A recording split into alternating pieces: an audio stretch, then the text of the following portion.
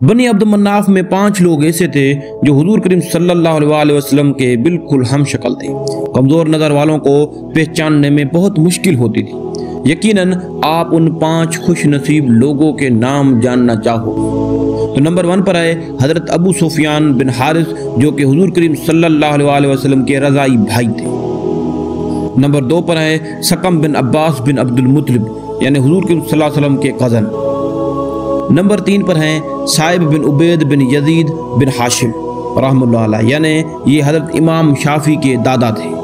और नंबर 4 पर हैं हज़रत इमाम हसन बिन अली रज़ी अल्लाह ताला अन्हु, आप करीम सल्लल्लाहु अलैहि वसल्लम के नवासे हैं। ये सबसे ज़्यादा आप करीम सल्लल्लाहु अलैहि वसल्लम से मुशाहबियत रखते थे। और नंबर 5 पर हैं हज़रत जाफ़र बिन अबी तालिब अमीरुल मोमिनीन, हज़रत अली करमल्लाहु वजहू के सगे भाई। हज़रत जाफ़र बिन अबी तालिब जो बाद में जाफ़र तैयार के नाम से मशहूर हुए, आप हज़रत अबी तालिब के बेटे थे और हज़रत अली करमल्लाहु वजहू के सगे भाई और हुजूर करीम सल्लल्लाहु अलैहि वसल्लम के चचा ज़ात। आप रज़ी अल्लाह ताला अन्हु 589 यानी कि 589 में मक्का मुकरमा में पैदा हुए। आप रज़ी अल्लाह ताला अन्हु हज़रत अली करमल्लाहु वजहू से उम्र में तकरीबन 10 साल बड़े थे। आप हजरत ने एक जंग में शिरकत की थी और उसकी सिपा सालारी भी मिली और उसी जंग में शहीद भी हुए। उस जंग का नाम है जंग मोता और आज भी मोता यानी कि उर्दन में मदफन है। आपकी औलाद में से अब्दुल्ला बिन जाफ़र, मोहम्मद बिन जाफ़र और औन बिन जाफ़र थे। आप पेशे से अस्करी कायद थे। हज़रत अबी तालिब रज़ी अल्लाह ताला अन्हु कुरैश और बनी हाशिम खानदान से बुलंद शान वाले और बड़े कुंबे वाले और मिस्कीन शख्स थे। ऊपर से कहत ने मजीद परेशान कर रखा था। कहत की वजह से अरबिस्तान में जानवर मरने लगे और फसलें खुश्क हो गई थी। उस वक्त हुजूर करीम सल्लल्लाहु अलैहि वसल्लम और उनके चचा हज़रत अब्बास बिन अब्दुल मुत्तलिब बनी हाशिम खानदान में से खुशहाल थे। तो आप करीम सल्लल्लाहु अलैहि वसल्लम ने अपने चाचा हज़रत अब्बास से कहा कि कहत की वजह से चचा हज़रत अबी तालिब बहुत परेशान हैं, क्यों ना हम उनकी इस हाल में मदद करें, उनके ख़ानदान के कुछ अफराद का ज़िम्मा अपने सर उठा लें। इसके बाद ये दोनों जाके हज़रत अबी तालिब से मुखातिब होकर अपनी राय से वाकुफ़ किया। तो आप हज़रत अबी तालिब ने भी ये बात अपने भतीजे और अपने भाई की कबूल कर ली। इस तरह हज़रत अब्बास रज़ी अल्लाह ताला अन्हु ने हज़रत जाफ़र को अपने घर ले गए और हज़रत अली करमल्लाहु वजहू को हुजूर करीम सल्लल्लाहु अलैहि वसल्लम अपने साथ ले गए। नबूवत के वक्त तक हज़रत अली करमल्लाहु वजहू हुजूर करीम सल्लल्लाहु अलैहि वसल्लम के ज़ेर साया रहे और बच्चों में से पहले इस्लाम कबूल करने वालों में से ठहरे। हज़रत जाफ़र रज़ी अल्लाह ताला अन्हु उनकी एहलिया इस्मा बिनत उमैस रज़ी अल्लाह ताला अन्हु शुरू से ही इस्लाम के नूरानी काफ़िले में शामिल थे और इन दोनों ने हज़रत अबू बकर सिद्दीक़ रज़ी अल्लाह ताला अन्हु के हाथों पर इस्लाम लाया। दीन इस्लाम में शामिल होने के बाद इन दोनों ने मक्का मुकरमा में बहुत तकलीफें देखी। मुनाफिकीन मक्का ने तरह तरह से इनको सताया, इबादत में खलल डालते इनकी ज़िंदगी अजीरन कर रखी थी। इस सब सूरत हाल को देखकर हज़रत जाफ़र रज़ी अल्लाह ताला अन्हु इमामुल अंबिया की बारगाह में पेश हुए और इजाज़त तलब की कि कुछ असहाब के साथ हबशा चले जाएं। इमामुल अंबिया ने भी इस बात की इजाज़त मरम्मत फरमाई। उसके बाद 12 मर्द और 4 औरतों पर यह पहला इस्लाम का काफिला हबशा की तरफ हज़रत जाफ़र तैयार की रहनुमाई में हिजरत कर गया। लेकिन इस बात पे भी कुफ़ार का गुस्सा ठंडा नहीं हुआ। जब कुफ़ार मक्का को मुसलमानों की हिजरत का पता चला तो वो उनके पीछे भी गए। ये सारा माजरा हज़रत बीबी उम्मे सलमा से हवाला किया गया है। उन्होंने अपनी आँखों से ये सारा देखा और सुना था। हज़रत बीबी उम्मे सलमा रज़ी अल्लाह ताला अन्हुमा बताती हैं कि जब हम हबशा गए तो वहीं हमें अच्छे लोगों का साथ मिला। अब इत्मीनान और सुकून से अल्लाह रब्बुल इज़्ज़त की इबादत कर रहे थे कि कुफ़ार मक्का ने अपने मजबूत आदमियों उमर बिन आस और अब्दुल्ला बिन रबी को हबश के बादशाह नजाशी की तरफ अच्छे तोहफे दिलवा कर भेजा था, जो कि वो तोहफे नजाशी पसंद करता था। सबसे पहले ये तोहफे दरबार के सरदारों को दिए गए ताकि बादशाह के सामने इनकी सिफारिशी बन सके।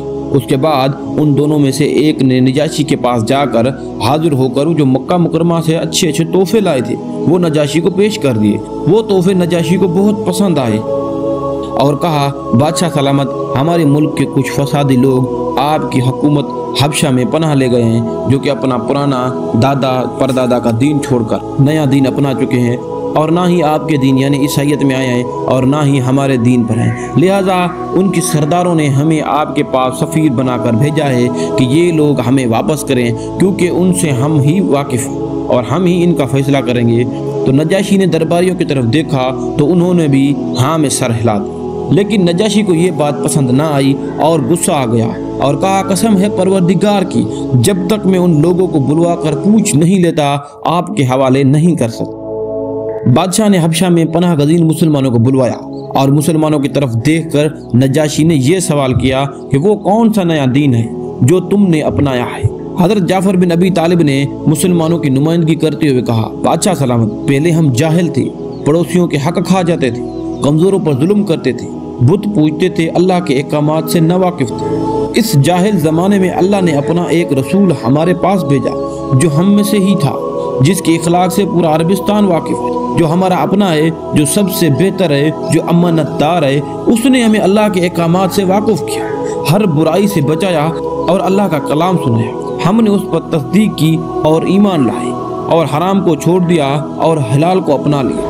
بادشاہ سلامت، یہی ہمارا قصور ہے، اور یہ عرب قریشی نمائندے بھی اس لیے آئے ہیں کہ ہم پر ظلم کریں اور زبردستی کریں اور زبردستی ہمارا دین تبدیل کروائیں، اور ان کے ہی ظلم و جبر سے تنگ آ کر ہم نے آپ کی بادشاہت میں پناہ لی۔ کہ اس موقع پہ نجاشی نے حضرت جعفر بن ابی طالب سے پوچھا کہ آپ کا رسول جو اللہ کا پیغام لے آیا ہے کیا آپ کے پاس ہے؟ کیا آپ مجھے وہ سنا سکتے ہو؟ تو حضرت جعفر رضی اللہ تعالیٰ عنہ نے سورہ مریم کی آیت نمبر 1 سے آیت نمبر 4 تک پڑھی اور سورہ مریم کا پہلا حصہ مکمل کر لیا۔ اللہ کا کلام سننے کے بعد نجاشی اس طرح متاثر ہوا کہ وہ زاروں قطار رونے لگا اور اس کے درباری بھی رونے لگے، حتیٰ کہ نجاشی کی داڑھی اور درباریوں کے ہاتھ میں جو کتابیں تھیں وہ بھی بھیگ گئی۔ نجاشی نے کہا کہ یہ کلام اور حضرت عیسیٰ علیہ السلام پر اترنے والا کلام ایک ہی نور کے کرنے ہیں۔ عمر بن عاص سے نجاشی نے کہا تم واپس چلے جاؤ، یہ لوگ میں تمہارے حوالے نہیں کروں گا۔ اس کے بعد دربار ختم ہوئی اور دربار سے باہر آنے کے بعد عمر بن عاص نے مسلمانوں کو ایک اور دھمکی دی اور کہا کہ کل میں نجاشی کو ایک ایسی بات بتاؤں گا جس پہ وہ غضبناک ہو جائے گا اور تمہارے ساتھ بہت برا کرے گا۔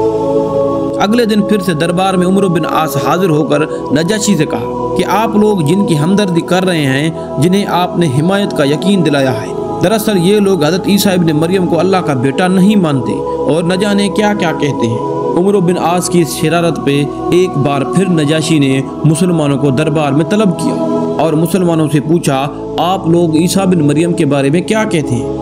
تو پھر اس بار بھی حضرت جعفر بن ابی طالب نے مسلمانوں کی نمائندگی کرتے ہوئے کہا حضرت عیسیٰ ابن مریم کے بارے میں ہم وہی کہتے ہیں جو اللہ کے رسول نے ہمیں بتایا ہے، اور اللہ کے رسول کریم صلی اللہ علیہ وآلہ وسلم نے ہمیں بتایا ہے کہ عیسیٰ ابن مریم اللہ کا بندہ ہے اور اللہ کا رسول ہے اور اس کا روح ہے اور اس کا کلمہ ہے، جس کو اللہ نے کنواری مریم سے پیدا کی۔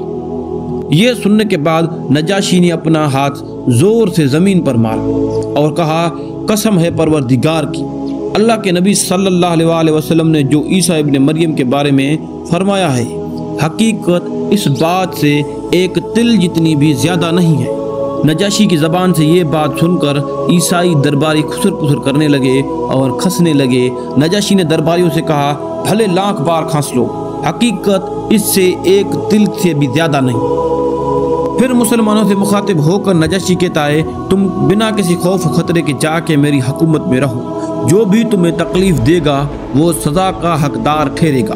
اس کے بعد نجاشی نے عمر بن عاص کی طرف دیکھ کر کہا اے قریش کے قاصد، اللہ کی قسم اگر تم یہ پہاڑ بھی سونے کے کر کے مجھے دے دو پھر بھی یہ لوگ میں تمہارے حوالے نہیں کروں گا۔ اور درباریوں سے کہا کہ ان قریشی سفیروں کو ان کو اپنے تحفے واپس کر دو۔ اس کے بعد عمر بن عاص نا امید ہو کر مکہ مکرمہ لوٹ گیا اور مسلمان بڑے سکون سے حبشہ میں رہنے لگے۔ تاریخ بتاتی ہے کہ مسلمانوں نے 2 بار حبشہ کی طرف ہجرت کی اور اس طرح 10 سال نجاشی کے پاس رہ کر مسلمان 7 ہجری کو مدینہ منورہ آئے۔ ادھر امام الانبیاء صلی اللہ علیہ وآلہ وسلم فتح خیبر کر کے مدینہ منورہ واپس آئے تو حبشہ کا قافلہ بھی مدینے پہنچ چکا تھا۔ ان مہاجرین کو حضرت جعفر کی رہنمائی میں دیکھ کر آپ کریم صلی اللہ علیہ وآلہ وسلم نے خوشی کا اظہار کیا اور آپ کریم صلی اللہ علیہ وسلم نے فرمایا مجھے پتہ نہیں ان دونوں باتوں میں سے مجھے زیادہ خوشی کس بات کی ہے، فتح خیبر کی ہے یا جعفر بن طالب کی واپس آنے کی ہے۔ مدینہ منورہ میں حضرت جعفر بن ابی طالب کا بہت کم عرصہ گزرا، کیونکہ اگلے سال 8 ہجری میں رسول خدا صلی اللہ علیہ وسلم نے شامیوں اور رومیوں سے جنگ کرنے کے لیے فوج تیار کی اور اس فوج کی کمانڈ حضرت زید بن حارث کے حوالے کی تھی۔ تو آپ کریم صلی اللہ علیہ وسلم نے فرمایا اگر دوران جنگ حضرت زید زخمی یا شہید ہو جاتے ہیں تو کمانڈ حضرت جعفر بن ابی طالب کریں گے، اور ان کے بعد عبداللہ بن رواحہ کمانڈ کریں گے، اور ان کے بعد آپ کو جو کمانڈر چاہیے چن لینا۔ جنگ موتا یہ مقام اردن اور شام کے اوپر والے حصے میں ہے، جہاں 2 لاکھ رومی نصرانی عربی فوجیں مقابلے کے لیے تیار کھڑی اور اس 2 لاکھ کا مقابلہ کرنے کے لیے صرف 3000 مسلمان مجاہد تھے۔ جب جنگ لگی تو لڑتے لڑتے حضرت زید بن حارث شہید ہو گئے اور اسلامی پرچم حضرت جعفر بن ابی طالب نے پکڑ لیا۔ جب ان کے بھی دونوں بازو کٹ گئے اور جام شہادت نوش کیا تو اسلامی پرچم حضرت عبداللہ بن رواحہ نے تھام لیا اور وہ بھی جنگ میں لڑتے لڑتے شہید ہوئے۔ تو آپ کریم صلی اللہ علیہ وسلم اپنے 3 سالاروں کی شہادت کا سن کر بہت مایوس ہوئے اور تعزیت کے لیے حضرت جعفر بن ابی طالب کے گھر چلے گئے اور ان کے بچوں کو اپنی گود میں لیا اور پیار کرنے لگے اور فرمایا آج میرے مجاہد شہید ہو گئے، اور فرمایا میں حضرت جعفر بن ابی طالب کو جنت میں اس حال میں دیکھتا ہوں کہ ان کے دونوں بازو خون آلودہ ہیں۔ جنگ موتا میں سب سے آخر میں اسلامی فوج کی کمانڈ حضرت خالد بن ولید نے سنبھالی اور بڑی بہادری سے لڑتے لڑتے مسلمانوں کو محفوظ رکھا۔ اور حضرت عبداللہ بن عمر رضی اللہ تعالیٰ عنہ فرماتے ہیں کہ میں بھی اسی جنگ میں شریک تھا اور حضرت جعفر کو شہیدوں میں تلاش کیا، دیکھا کہ آپ کے جسم میں 90 سے زیادہ زخم تھے اور 50 سے زیادہ زخم آپ کے سینے پر تھے، لیکن ایک بھی زخم آپ کی پیٹھ پر نہیں تھا۔ یہ تھے شیر خدا امیر المومنین حضرت علی کرم اللہ وجہہ کے سگے بھائی حضرت جعفر بن ابی طالب رضی اللہ تعالیٰ عنہ، اور اللہ تبارک و تعالیٰ سے دعا ہے کہ ان کے صدقے ہمیں بھی ایمانی قوت عطا فرمائے اور ہمیں بھی اسلامی جذبہ عطا فرمائے تاکہ ہم بھی اپنے دین اور اپنے عوام کی خدمت کر سکیں۔ سب کے دو آمین۔ دوستو اگر آپ کو ہماری یہ ویڈیو اچھی لگی ہے تو ویڈیو کو لائک کریں، چینل کو سبسکرائب کریں اور بیل آئیکن کو کلک کر دیں تاکہ مزید ایسی اچھی اسلامک ویڈیوز آپ کو ملتی رہیں۔ تو ملتی ہیں کسی اور ویڈیو میں، تب تک کے لیے اس ناچیز کرامت علی کو دیجیے اجازت۔ اللہ حافظ۔